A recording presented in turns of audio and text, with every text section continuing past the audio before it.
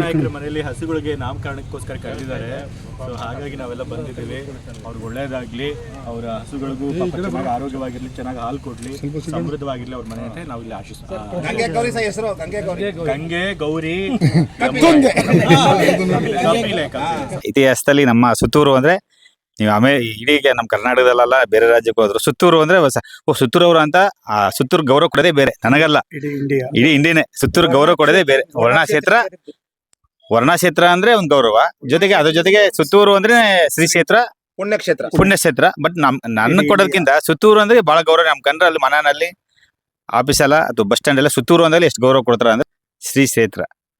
ಪ್ರಾಣಿಗಳಿಗೆ ಮಾತೊಂದು ಬರಲ್ಲ, ಅಷ್ಟ್ ಬಿಟ್ರೆ ಬುದ್ಧಿ ನಮ್ಗಿಂತ ಜಾಸ್ತಿ ಇರೋದು. ನಮ್ ಸಾಕವೇ ಹಸು ಕರಡ ನಮ್ಮನ್ನ ಇವತ್ತು ಬದುಕಾಗಲ್ಲ, ಇಲ್ಲ ಬೆನ್ನ ಇಲ್ಲ.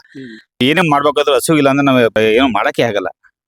ಪೂಜೆ ಆಗ್ಬೋದು, ಮತ್ತು ಮಕ್ಳಿಗೆ ಹಾಲಾಗ್ಬೋದು, ತುಪ್ಪ ಆಗ್ಬೋದು, ರೈತನಿಗೆ ಬೆನ್ನ ಆಗ್ಬೋದು. ಮತ್ತೆ ಹಸು ತುಪ್ಪ ಅಂದ್ರೆ ತುಪ್ಪ ಇದೆಯಲ್ಲ, ಅದನ್ನೇ ತುಪ್ಪ ಅಂತ ನಾವ್ ಹೇಳ್ಬೇಕು.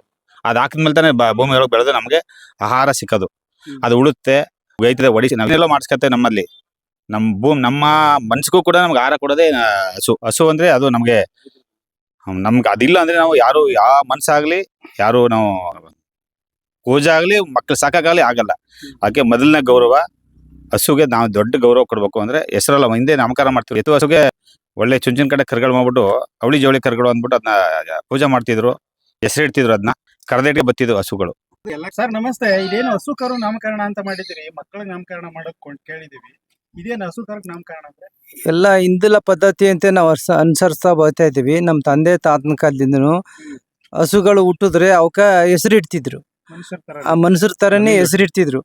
ಆ ಒಂದು ಪದ್ಧತಿನ ನಾವು ಇದುವರೆಗೂ ಪ್ರತಿ ವರ್ಷ ಒಂದು ನಾಮಕರಣ ಮಾಡೋ ಅಂತ ಒಂದು ಪ್ರೋಗ್ರಾಮ್ ಇಟ್ಕೊಂಡು ಮಾಡ್ತಾ. ಈ ಸಾರಿ ನಮ್ಗೆ ಮುಖ್ಯಮಂತ್ರಿ ಬರ್ತಾರ ಅಂತ ಗೊತ್ತಾಯ್ತು. ಆಗ ನಾವು ಪ್ರತಿ ಒಂದು ವರ್ಷನೂ ಇದೇ ಕಾಲದಲ್ಲಿ ನಾವು ಹಸುಗಳಿಗೆ ನಾಮಕರಣ ಒಂದು ಪದ್ಧತಿ ಅಂತ ಮಾಡ್ತಾ ಮುಂದುವರಿಸಿದ್ದು.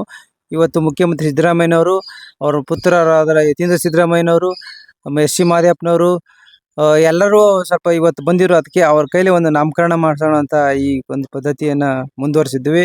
ಪ್ರತಿಯೊಂದು ನಮ್ಮ ಗ್ರಾಮದ ಅಧ್ಯಕ್ಷರು ಎಲ್ಲರೂ ಬಂದಿದ್ರು. ಇವತ್ತು ಬಸವರಾಜಣ್ಣ ಜಿಲ್ಲಾ ಅಧ್ಯಕ್ಷರು ಎಲ್ಲ ಬಂದಿದ್ರು ನಮ್ಮ ಸಮಾರಂಭಕ್ಕೆ. ಈ ಒಂದು ಪದ್ಧತಿ ಏನಂತಂದ್ರೆ, ಗ್ರಾಮೀಣ ಭಾಗದಲ್ಲಿ ಒಂದು ಹಸುಗಳನ್ನ ಯಾವ ರೀತಿ ಉಪಚಾರ ಮಾಡ್ತಾರೆ, ಸಾಕ್ತಾರೆ, ಅದನ್ನ ಮುಂದುವರಿಸಬೇಕು ಅಂತೇಳಿ ಈ ಪದ್ಧತಿಗಳನ್ನ ನಾವು ಸ್ವಲ್ಪ ಮುಂದುವರಿಸ್ತಾ ಇದ್ವಿ. ಎಷ್ಟು ವರ್ಷದಿಂದ ಈ ತರ ಮಾಡ್ತಾ ಇದ್ದೀರಾ? ಪ್ರತಿ ವರ್ಷ ನಮ್ಮ ತಂದೆ ತಾತನ ಕಾಲದಿಂದ ಹಸುಗಳ ಬಗ್ಗೆ ನಮ್ಗೆ ಏನ್ ಹೇಳಕ್ ಇಷ್ಟಪಡ್ತೀವಿ ಅಂತಂದ್ರೆ, ತುಂಬಾ ಚಿಕ್ಕ ವಯಸ್ಸಿಂದ ಹಸು ಜೊತೆಲಿ ಒಡನಾಟ ಇಟ್ಕೊಂಡಿದೀವಿ. ನಾವು ಈಜ್ ಕಲ್ತಿದ್ದು ಹಸುಗಳಿಂದನೇ. ನಮ್ಮ ಮಾವ ನಿಂಗರಾಜು ಅಂತಿದ್ದಾರೆ, ಅವರು ಮತ್ತೆ ಲಕ್ಷ್ಮಣ ನಾಯ್ಕ ಅಂತ ಇನ್ನೊಬ್ರು ಇದಾರೆ, ಚಿಕ್ಕ ಮಾವ. ನಾವೆಲ್ಲ ಸೇರ್ಕೊಂಡು ಹಸು ಮೇಯ್ಸಕ್ ಹೋಯ್ತಿದ್ವು. ಅಲ್ಲಿ ನಮ್ಮ ಜೊತೆ ಒಡನಾಟ ಹೇಗಿತ್ತು ಅಂತಂದ್ರೆ, ಅವು ನಮ್ಮ ಜೊತೆ ಆಟನೂ ಆಡ್ತಿದ್ವು. ನಾವೆಲ್ಲ ಔಸ್ಕೊತಾ ಇದ್ವು ಮರಗಳ ಹಿಂದೆಗಡೆ ಹೋಗಿ. ಆ ಕರು ಹುಡಿಕ ಬಂದು ನಮ್ಮನ್ನ ಇಂಥವೆ ಅಂತ ಹುಡುಕ್ತಾ ಇತ್ತು ಹಸು. ಕರು ಹುಡಿಕ ಬತ್ತಿತ್ತು ನಮ್ಮನ್ನ. ಅಷ್ಟೊಂದು ಪ್ರೀತಿ ನಮ್ಮ ಮೇಲೆ ಎಲ್ಲ, ನಮ್ಮ ಮನೆಯವ್ರ ಮೇಲೆ, ಎಲ್ಲರ ಮೇಲೆ. ನಾವೇನ್ ಗಮನಿಸ್ತೀವಿ, ಆಟ ಆಡ್ತಿದ್ವಿ, ಅದನ್ನ ಅದು ಗಮನಿಸ್ತಾ ಇತ್ತು. ಚೆಂಡು ಸಹ ಒದಿತಾ ಇತ್ತು. ಅದು ಅಲ್ಲದೆ ನಮ್ಮ ಈ ಅತ್ತೆ ಮಗಳ ಜೊತೆನಲ್ಲಿ ಈ ನಮ್ಮ ಹಸುನಲ್ಲಿ ಮೂಕಿ ಹಸು ಅಂತ ಆಟ ಆಡ್ತೀವಿ ನಾವು. ಆ ಕಡೆ ಈ ಕಡೆ ಕೂತ್ಕೊಂಡು ಎತ್ತಿನ ಗಾಡಿ ಮೇಲೆ ನಾವು ಕೂತ್ಕೊಂಡ್ರೆ ಆ ನೊಗದ ಮೇಲೆ ಅದು ಬಂದು ಕೂತ್ಕೊತಿತ್ತು. ಆ ಸೈಡು ಒಂದೊಂದು ಸೈಡು ಅದು ಕೂತ್ಕೊತಿತ್ತು, ಈ ಸೈಡು ನಮ್ಮ ಹುಡುಗರು ಕೂತ್ಕೊತಿದ್ವಿ. ಅದು ನಮ್ಮ ಜೊತೆ ಆಟ ಆಡ್ತಿತ್ತು. ಆ ಥರ ಬೆಳೆದಿದ್ವಿ. ತುಂಬಾ ಇದೆ ಸರ್, ಆ ಕಾಲದಿಂದ ತುಂಬಾ ಇದೆ. ನನಗೆ ತಿಳಿದಂಗೆ ಸಣ್ಣ ವಯಸ್ಸಿಂದ ಅಂದ್ರೆ 2 ಹಸು ದೊಡ್ಡದಿತ್ತು. ಅದಕ್ಕೆ ಒಂದಕ್ಕೆ ಪಟೇಲ ಮತ್ತೆ ಇನ್ನೊಂದಕ್ಕೆ ಇದಂತ ಶಾನ್ಭಾಗ್ ಅಂತ ಹೆಸರಿಟ್ಟಿದ್ರು. ಆಮೇಲೆ ಬೂದಸ ಅಂತಿತ್ತು, ಗೌರಿ ಅಂತಿತ್ತು. ಇವತ್ತು ಹಸುಗಳಿಗೆ ಗಂಗೆ, ಯಮುನೆ, ಕಪಿಲೆ ಅಂತ ಇವತ್ತು ಸಾಹೇಬರು ಹೆಸರಿಟ್ಟಿದ್ದಾರೆ. ಈ ತರ ಆ ಕಾಲದಿಂದ ಎಲ್ಲಾ ಹಸುಗಳಿಗೂ ನಮ್ಮ ಮನೇಲಿ ಹೆಸರಿದೆ. ಹೊರಗಡೆ ಹಸು ನಾವು ಯಾವತ್ತೂ ತಂದಿಲ್ಲ. ನಮ್ಮ ಮುತ್ತಾತನ ಕಾಲದಿಂದ ಏನು ಕುಡಿಗಳಿದಾವೆ ಅದನ್ನೇ ಸಂರಕ್ಷಣೆ ಮಾಡ್ಕೊಂಡು ಬಂದಿದ್ದೀವಿ. ಆ ಮಕ್ಳು ಮರಿ ನಾವ್ ಹೆಂಗೆ ಮೊಮ್ಮಕ್ಕಳಾಗಿದ್ವು, ಅದೇ ತರ ಇಲ್ಲೆಲ್ಲ ಬರೀ ಮಕ್ಕಳ ತರನೇ ಹಸುಗಳಿದಾವೆ. ಒಂದೇ ತಲೆಮಾರು ಆ ಕಾಲದಿಂದನೂ ಇಲ್ಲೇ ಇದಾವೆ. ನಾವು ಅದನ್ನೇ ಸಂತೈಸ್ಕೊಂಡು ಆಟ ಆಡ್ಕೊಂಡ್ ಬಂದಿದ್ದೀವಿ. ತುಂಬಾ ಚೆನ್ನಾಗಿ ಇದು ಮಾಡ್ತೀವಿ. ಆಮೇಲೆ ಇತ್ತೀಚೆಗೆ ಟಿವಿಗಳು ನೋಡೋ ಪ್ರಕಾರ ನಾವು ಹಸು ಮೈ ಸವರಿದ್ರೆ BP ಬರಲ್ಲ ಅಂತ ಹೇಳ್ತಾರೆ. ಬಟ್ ನಮ್ಗೆ ಅವೆಲ್ಲ ಗೊತ್ತಿರಲಿಲ್ಲ ಆಗ. ಬಟ್ ಅವುಗಳ ಜೊತೆ ಚೆನ್ನಾಗಿ ಹಸುನ ಕಾವಲಿಲಿ ತೊಳಿತಿದ್ವಿ, ಮತ್ತು ಒಳನಲ್ಲೂ ತೊಳಿತಿದ್ವು. ಚೆನ್ನಾಗಿ ಆಟ ಆಡ್ತಿದ್ವು ಅವುಗಳ ಜೊತೆಯಲ್ಲಿ. ಹಿಂಗೆ ಉತ್ತಮವಾದಂಥ ಇದು ಮಾಡ್ಕೊಂಬಂದಿದ್ವಿ. ಇತ್ತೀಚೆಗೆ ನಮಗೆ ತಿಳಿದ ಪ್ರಕಾರ ಹಸುವಿಂದ ಪ್ರತಿಯೊಂದು ಸಹ ಉಪಯೋಗ ಇದೆ. ಹೇಗೆ ಯಾವ್ಯಾವ ಥರ ಅಂತಂದರೆ, ಈಗ ತೊಪ್ಪೆ ಸಗಣಿ ಅಂತ ಹೇಳ್ತೀವಿ. ನಮ್ಮನೇಲಿ ಸಗಣಿ ತಾರಿಸದೆ ಯಾವುದೇ ಕಾರಣಕ್ಕೂ ಇದೇ ಆಗಲ್ಲ, ಪೂಜೆ ಪುನಸ್ಕಾರ ಆಗಲ್ಲ. ಅದರಲ್ಲಿ ಗಣಪತಿ ಮಾಡಿ ಗರ್ಕೆ ಇಟ್ಟು ಪೂಜೆ ಮಾಡ್ತಾರೆ. ಯಾವುದೇ ಒಂದು ಫಂಕ್ಷನ್ಗೂ ಫಸ್ಟ್ ಗಣಪತಿ ಪೂಜೆ ಮಾಡ್ತಾರೆ. ಮತ್ತು ಅದರಲ್ಲಿ ವಿಭೂತಿ ತಯಾರಿಸ್ತಾರೆ. ಸಗಣಿಯಿಂದ. ಮತ್ತು ಹಾಲಿಂದ ನಿಮಗೆ ಗೊತ್ತಿರೋ ಪ್ರಕಾರ ತುಪ್ಪ ಬೆಣ್ಣೆ ಎಲ್ಲನೂ ಇದು ಮಾಡ್ತಾರೆ. ಸೊ ಈ ರೀತಿ ಎಲ್ಲ ಇದೆ. ಇದರಲ್ಲಿ ಇನ್ನೊಂದೇನು ವಿಶೇಷತೆ ಅಂತಂದರೆ ನಮ್ಮ ಮಾವ ಅವರು ಈಗ ಸ್ವಲ್ಪ ಹೊರಗಡೆ ಕೆಲಸ ಜಾಸ್ತಿ CM ಪ್ರೋಗ್ರಾಮ್ ಅಲ್ಲಿ ಇಲ್ಲಿ ಅಂತ ಹೋಗ್ತಾ ಇರ್ತಾರೆ. ಅವಾಗೆಲ್ಲ ನಮ್ಮ ಅತ್ತೆಯವರು ತುಂಬ ಚೆನ್ನಾಗಿ ನೋಡ್ಕೊತಾ ಇದ್ದಾರೆ ಹಸುಗಳನ್ನ. ಮತ್ತು ನಮ್ಮ ಈ ಅತ್ತೆಯವರು ಸುಮ್ಮ ಹಸುಗಳನ್ನ ತುಂಬ ಚೆನ್ನಾಗಿ ನೋಡ್ಕೊತಾರೆ. ಈ ರೀತಿ ಹಸುಗಳನ್ನ ಪರಂಪರೆಯಾಗಿ ಸಾಕೊಂಬಂದಿದ್ವಿ. ಇದೆಲ್ಲಕ್ಕಿಂತ ಮುಂಚೆ ಗೋಬರ್ ಗ್ಯಾಸ್ ನಮ್ಮ ತಾತ ಅವ್ರ ಕಾಲದಲ್ಲೇ ಗೋಬರ್ ಗ್ಯಾಸ್ ಇತ್ತು ನಮ್ಮ ಹತ್ರ. ಅದರಲ್ಲಿ ಹಸು ಸಗಣಿಯಿಂದ ನಾವು ಅಡುಗೆ ಮಾಡ್ತಾಯಿದ್ವು.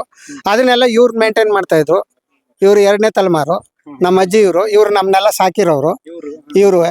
ಇವರು ಅಷ್ಟೇ ಹಸುಗಳಿಗೆ ಕಲ್ಗೊಚ್ಚು ಅಂತ ದೊಡ್ಡದು ಮಡಗಿರ್ತಿದ್ವಿ ಆ ಕಾಲದಲ್ಲಿ. ಅವು 4 ಗಂಟೆ ಆದರೆ ನಮ್ಗೆ ಸಿಗ್ನಲ್ ಕೊಟ್ಬಿಡ್ತಿದ್ವು, ನಡ್ರಿ ಮನೆಗೆ, ಕಾಲು ಬಂದು ಕೆರೆವು, ನಾವು ಸಾಕಾಗಿ ಮಲಗ್ಬಿಟ್ಟಿರೋ ಗೊಬ್ಳಿ ಮರದ ಕೆಳಗೆ ಬಂದು ಕಾಲು ಹಿಂಗೆ ಒದೆವು, ಬನ್ನಿ ಮನೆಗೆ ಅಂತ. ಅವು ಏನಕ್ಕೆ ಬನ್ನಿ ಅಂತಂದರೆ ಈ ಜಲ್ದಿ ಬಸ್ಟ್ ಯಾವ್ದು ಬರ್ತದೆ ಅದಕ್ಕೆ ಕಲ್ಗೊಚ್ಚು ನೀರು ಸಿಕ್ಬಿಡ್ತಿತ್ತು. ಕಲ್ಗೊಚ್ಚಾಗೆ ಪ್ರತಿಯೊಂದು ಹಾಕ್ತಿದ್ವು, ಅಕ್ಕಿ ತೊಳೆದು ನೀರಿಂದ ಹಿಡಿದು ತರಕಾರಿಯಿಂದ ಹಿಡಿದು ಪ್ರತಿಯೊಂದು ಅಲ್ಲಿ ಹಾಕಿರ್ತಿದ್ವು. ಅದನ್ನ ತಿನ್ನೋಕೆ ಅವು ಓಡ್ ಬಂದ್ಬಿಡವು. ಓಡ್ ಬರೋಕೆ ಮುಂಚೆ ನಮ್ಮನ್ನು ಹೇಳಿಸ್ದೆ ಬರ್ತಿರ್ಲಿಲ್ಲ, ನಾವು ಹೇಳಿಸ್ಬಿಟ್ಟು ಕರ್ಕೊತಿದ್ವು. ಪ್ರಾಣಿಗಳಿಗೂ ನಿಮಗೂ ತುಂಬಾ ಮನೆತನ, ತುಂಬಾ ಅಟ್ಯಾಚ್ಮೆಂಟ್ ಇದೆ ಸರ್ ಹಸುಗಳಿಗೆ. ಪ್ರತಿಯೊಬ್ಬ ಮನೆಗೂ ತುಂಬಾ ಉಪಯೋಗ ಅಂತೀರಾ? ತುಂಬಾ ಉಪಯೋಗ. ಬಟ್ ನಾವು ಹೈನುಗಾರಿಕೆ ಅವಾಗಿಂದ ಮಾಡ್ಕೊಂಡ್ ಬಂದಿಲ್ಲ, ನಮ್ಮ ಮನೆಗೆ ಉಪಯೋಗಿಸ್ಕೊ ಬಂದ್ಬಿಟ್ಟಿದೀವಿ. ನೀವು ಎಲ್ಲೂ ಹೊರಗಡೆ ಕೊಟ್ಟೇ ಇಲ್ಲ ಅದನ್ನ, ನಮಗೆ ಸಾಲಲ್ಲ, ನಾವು ಹಿಂಗ್ ಮಾಡ್ಕೊಂಡ್ ಬಂದಿದ್ವಿ, ಮೇಂಟೈನ್ ಮಾಡ್ಕೊಂಡ್ ಬಂದ್ಬಿಟ್ಟಿದ್ವಿ. ಇಲ್ಲಿಗೆ ಹೊಂದ್ಕೊಂಡ್ಬಿಟ್ಟಿದ್ದಾರೆ ಸರ್. ಇಲ್ಲಿ ನಾವು ಹಸುಗಳ ಜೊತೆ ನಾವು ಸಹ ಒಡನಾಟ ಇಟ್ಕೊಂಡು ಬೆಳಿತಾ ಇರೋದ್ರಿಂದ ಯಾರೇ ಮದುವೆ ಆಗಿ ನಮ್ಮ ಮನೆಗೆ ಬಂದ್ರೆ ಅವರು ಅದ್ರ ಜೊತೆ ಅಟ್ಯಾಚ್ಮೆಂಟ್ ಅವ್ರಿಗೂ ಆಟೋಮೆಟಿಕ್ ಆಗಿ ಬಂದ್ಬಿಡುತ್ತೆ ಸರ್ ಅದು. ಯಾಕಂದ್ರೆ ನಮ್ಮ ಮುತ್ತಾತಿರು ಅದನ್ನೇ ಕಲಿಸಿರೋದು ನಮಗೆ. ನಾವು ಹಂಗೆ ಪರಂಪರೆಯಾಗಿ ಅದನ್ನು ಸಾಕ್ತಾನೆ ಬಂದ್ಬಿಟ್ಟಿದ್ವಿ. ಅದರಿಂದ ಬಂದವರು ಸಹ ಅದಕ್ಕೆ ಹೊಂದ್ಕೊಂಡು ಚೆನ್ನಾಗಿ ಸಾಕೊಂಡು ಅಭಿವೃದ್ಧಿ ಮಾಡ್ಕೊಂಡು ನಮಗೆ ಏಳಿಗೆ ಬಯಸ್ತಾ ಇದ್ದಾರೆ ಸರ್ ಇಲ್ಲಿ ಬಂದ ಹೆಣ್ಮಕ್ಳು ಅಷ್ಟೇ ಸರ್. ಇಲ್ಲಿ ಬೇರೆ ಹಸುಕರು ಸಾಕೋರಿಗೆ ಏನ್ ಹೇಳಕ್ ಇಷ್ಟಪಡ್ತಾರೆ? ಹಸುಕರು ಸಾಕೋರಿಗೆ ಸರ್, ಹಸು ಇಲ್ಲದೆ ಜೀವನ ಇಲ್ಲ, ಪ್ರಕೃತಿ ಇಲ್ಲದೆ ನಮ್ಮ ಜೀವನ ಇಲ್ಲ. ಯಾವುದೇ ಕಾರಣಕ್ಕೂ ಹಸು ತುಂಬ ವೆರಿ ವೆರಿ ವೆರಿ ಇಂಪಾರ್ಟೆಂಟು, ಹೇಳಕ್ಕೆ ಅಸಾಧ್ಯ. ಮನುಷ್ಯನ ಜೀವನಕ್ಕೆ ಗಾಳಿ ಹೇಗೆ ಮುಖ್ಯನೋ ಹಂಗೆ ಹಸು ಇಂದ ತುಂಬ ಉಪಯೋಗ ಇದೆ ಮನುಷ್ಯನಿಗೆ. ಅದನ್ನೇ ಕಾಮಧೇನು ಕಲ್ಪವೃಕ್ಷ ಅಂತ ಕರೆದು. ಕಲ್ಪವೃಕ್ಷ ಅಂತಂದರೆ ತೆಂಗಿನ ಮರನ ಕಲ್ಪವೃಕ್ಷ ಅಂತ ಕರೀತಾರೆ. ಕಾಮಧೇನುವಿಂದ ಸುಖ ಬಟ್ಟೆ ಎಲ್ಪ್ ಇದೆ. ಆಗಲೇ ಹೇಳಿದ್ನಲ್ಲ ಸರ್, ವಿಭೂತಿಯಿಂದ ಹಿಡಿದು ಪ್ರತಿಯೊಂದು ಹಿಡಿದು ಸಗಣಿ ಅಂತೂ ಬೇಕಲೇಬೇಕು. ಅದ್ರ ಗಂಜುಳ ಅಂತೂ ಇತ್ತೀಚೆಗೆ ತುಂಬ ಫೇಮಸ್ ಆಗಿದೆ. ಅದರ ಸರ್ ವಜ್ರ ಥರ ಹೊಳಿತದೆ ಅದ್ರ ಗಂಜುಳ. ಸಾಮಾನ್ಯ ನೋಡಿ ಹಿಂಗೆ ಎತ್ತಿ ಹಿಂಗೆ ಮೇಲಿಂದ ಕೆಳಗಡೆ ಬಿಟ್ಟರೆ ಹೊಳಿತದೆ ಅಂತ. ಇದರಲ್ಲಿ ಸಂಸ್ಕರಣೆ ಮಾಡಿ ಅದನ್ನ ಬೇಕಾದಷ್ಟು ಮೆಡಿಷನ್ ತಯಾರು ಮಾಡ್ತಾ ಇದ್ದಾರೆ. ಅದರಿಂದ ನಾಟಿ ಹಸು ತುಂಬ ಒಳ್ಳೆಯದು, ಸಾಕಬೇಕು ಸರ್ ಅದನ್ನು ಸಾಕಿದ್ರೆ ಆರೋಗ್ಯ ಅಂತೂ ತುಂಬ ಹೇಳಕ್ಕೆ ಅಸಾಧ್ಯದಂಗೆ. ಒಂದು ಹಸು ಸಾಕಿದ್ರೆ ಮನೇಲಿ ಡಾಕ್ಟರ್ ಹತ್ರ ಹೋಗಂಗಿಲ್ಲ, ಕರೆಕ್ಟಾಗಿ ಅದನ್ನ ಮೇಂಟೈನ್ ಮಾಡ್ಕೊಂಡು ಹೋದ್ರೆ ಒಂದು ಹಸು ಇದ್ರೆ ಒಂದು ಬದುಕು ಕೂಡ ನಡೀತದೆ, ಜೀವನನೂ ಕಟ್ಕೊಬೋದು. ಇತ್ತೀಚೆಗೆ ಬರೀ ಅದೇ ಒಂದು ದೊಡ್ಡ ಟ್ರೆಂಡ್ ಆಗಿದೆ. ಈಗ ಹಸು ಸಾಕೋದೇ ಒಂದು ಟ್ರೆಂಡ್ ಆಗ್ಬಿಟ್ಟಿದೆ. ಬಟ್ ನಾವು ನಮ್ಮ ಮನೆತನದಲ್ಲಿ ಆ ಕಾಲದಿಂದ ಸಾಕೊಂಬಂದಿದ್ದೀವಿ, ನಮಗೆ ಆ ಥರ ಗೊತ್ತಾಗಲ್ಲ. ಈಗ ಇತ್ತೀಚೆಗೆ ಅದನ್ನ ಎಲ್ಲರೂ ಬೇರೆ ಥರ ಸಂರಕ್ಷಣೆ ಮಾಡಿ ಹಂಗೆ ಮಾಡಿ ಹಿಂಗೆ ಮಾಡಿ ಅಂತ ಹೇಳ್ಕೊಡ್ತಾರೆ. ಬಟ್ ನಾವು ಆ ಕಾಲದಿಂದ ಹುಟ್ಟದ ಕಾಲದಿಂದ ಅದನ್ನ ಮಾಡ್ಕೊಂಡೇ ಬಂದ್ಬಿಟ್ಟಿದ್ದೀವಿ.